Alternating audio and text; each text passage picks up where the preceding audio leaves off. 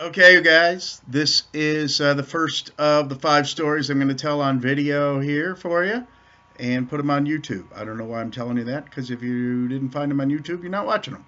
But, anyways, this is the story of Walter at the Montgomery House. The Montgomery House was built in 1880 by, all right, 1880, yes, by Anthony Arnett, one of Boulder's first successful businessmen.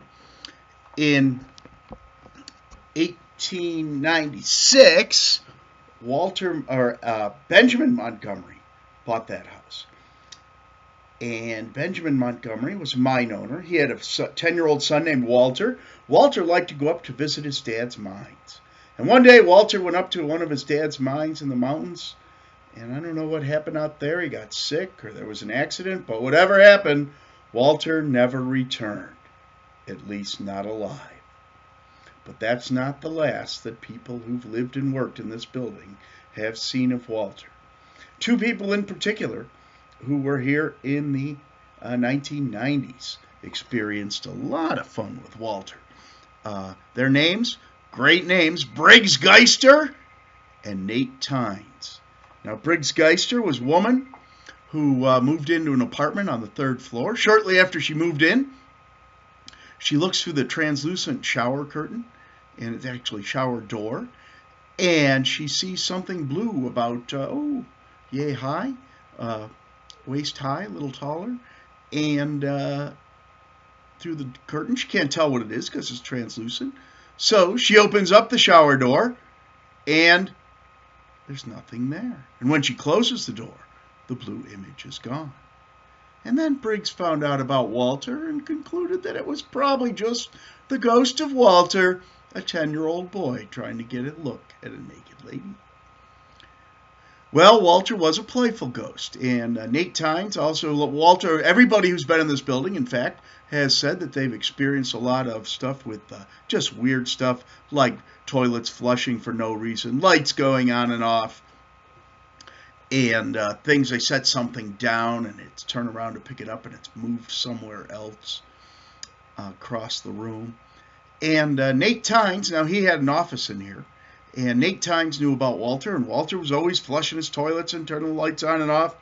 And Nate said, I'm going to make friends with Walter, and maybe he'll leave me alone. So he bought Walter a red wagon and a ball to play with, because he figured that a 10-year-old boy might be entertained by those and leave him alone. But it didn't work too well, because one day, Nate Tynes at night, he's in his office, working on his computer, trying to finish a project, and his lights keep going on and off and on and off and on and off, and it's driving him crazy. And finally he just yells out, "Walter, cut it out!" And his lights went on, and they stayed on for 12 hours. No matter what Nate did, he couldn't turn them off. Well, now Walter and Briggs Geister, Nate Tynes and Briggs Geister moved out of this house about the same time for pretty much the same reason. They both felt something else in the house, some other presence that was dark and creepy and scarier than Walter's playful presence. What was that dark presence?